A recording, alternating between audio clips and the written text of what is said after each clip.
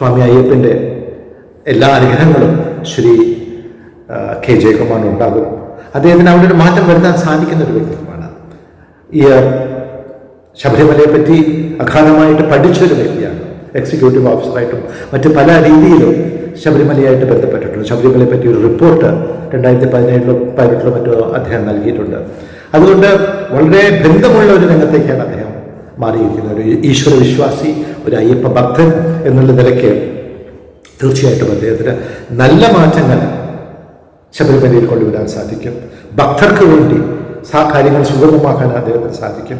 അവിടെ ഈ ഇടയ്ക്ക് നടന്ന വൃത്തികേടുകളൊക്കെ ഒരു പരിധിവരെയ്ക്ക് അദ്ദേഹത്തിന് അതിനെ നേർവഴിക്ക് കൊണ്ടുപോകാൻ സാധിക്കും എന്നെനിക്ക് തീർച്ചയാണ്. എനിക്ക് വലിയ സന്തോഷമുണ്ട്. എൻ്റെ ഒരു ബാച്ച്മേറ്റ് കൂടിയായ അദ്ദേഹം ഈ ഒരു വലിയ തസ്തികയിലേക്ക് കടക്കുന്നുവെന്ന്. പല തസ്തികയും മലയാള സർവകലാശാലയുടെ ആദ്യത്തെ വൈസ് ചാൻസലർ, അങ്ങനെ ഒരുപാട് തസ്തികകളിലിരുന്ന അദ്ദേഹം തീർച്ചയായിട്ടും ആ പരിചയ സമ്പത്ത് ശബരിമലയ്ക്ക് ശ്രീ അയ്യപ്പന് വേണ്ടി കൊണ്ടുവരും എന്നുള്ളതിനെ പറ്റി ഒരു സംശയവും എനിക്കില്ല. എല്ലാ ഭാവുകങ്ങളും ഞാൻ ജയകുമാറിന് നൽകുന്നു. അദ്ദേഹത്തിന് വേണ്ടി ഞാൻ സർവശക്തനോട് പ്രാർത്ഥിക്കുന്നു.